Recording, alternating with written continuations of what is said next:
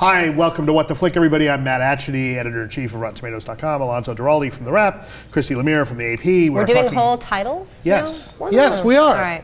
People need to know who we are. Perks of being film critics. Click on our There stuff. aren't very many. And we're talking about perks of being a wallflower. Who wants to describe I will describe this it. lovely Okay, little so film? this is a coming-of-age film based on the novel of the same name, the young adult novel by Stephen Chbosky, about a young misfit kid entering his freshman year in high school, and these other misfit seniors take him under their wing, and he blossoms into manhood before our very eyes. Take a look. Why do I and everyone I love pick people who treat us like we're nothing? We accept the love we think we deserve. You see things, and you understand. You're a wallflower. So this looks like total formula, right? I mean, everything from the house party where he gets drunk and high for the first time to going to a Rocky Horror Picture Show and feeling the liberation and rebelliousness of that. But there's enough underlying darkness in this, and the performances are so good. And I really like how it's not immediately apparent when this movie is set. I like that too. You know, you're going, okay, no one's got a phone, no one's using a computer. They're listening to a lot of sort of 80s indie music, but it seems to be late. Yeah, They're still mixtapes. mixtapes and not CDs.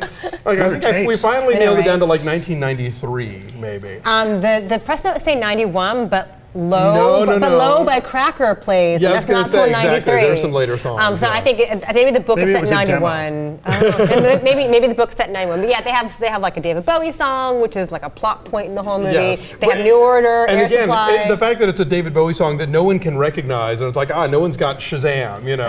They can't just Google the lyrics, you know. So I like that too. It's funny how much that becomes period when it's sort of you know, like everyone looking at screens all the time.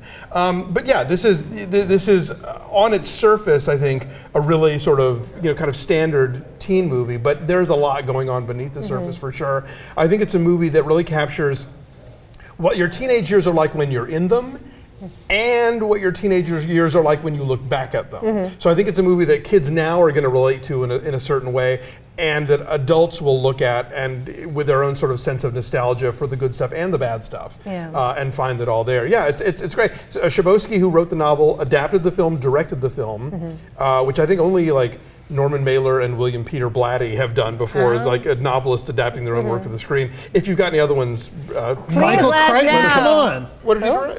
Oh, The Great Train Robbery? Yeah. Okay. Westworld? That wasn't a novel first, though. Wasn't it? I don't think so.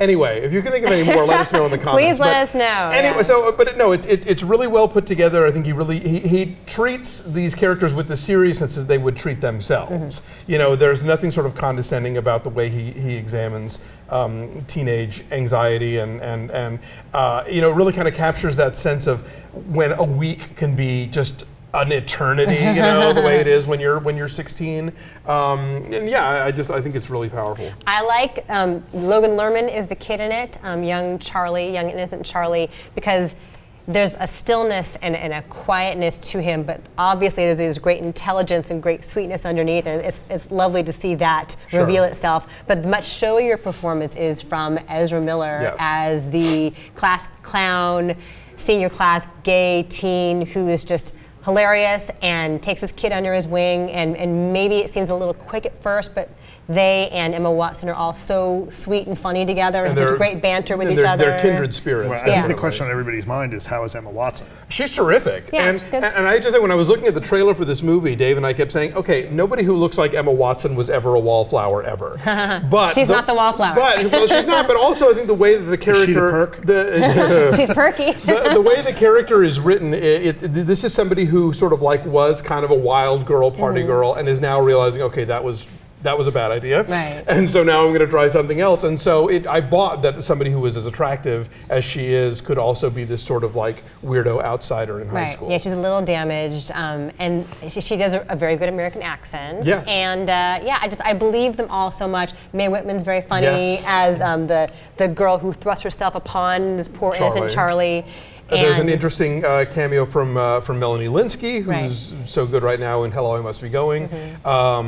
It's funny, I kind of wish that this movie didn't have opening credits, because Joan Cusack's name pops up. Right. And around the time you think the movie's over, you're like, where was Joan Cusack? Oh, yeah. And then, oh, nope, there's going to be more. I'd forgotten that she was in it until she shows up at the very, very end. Paul Rudd is the impossibly cool and supportive English teacher. No one really ever has an English teacher like that in high school, do they? And that's Tom Savini as the shop teacher. I don't know if you noticed the legendary horror effects guy. Yes. So no, it's a really sweet movie. I think it's only in New York and LA this weekend, but it's going wider from here. So I would say go look for it. What is your number? I give it an 8.1. I give it a 7.5. So that is a 7.8 from us. It's 70%-ish, so we're a little higher than the tomato world because we have a heart. We remember what it's like to be a kid. Bye.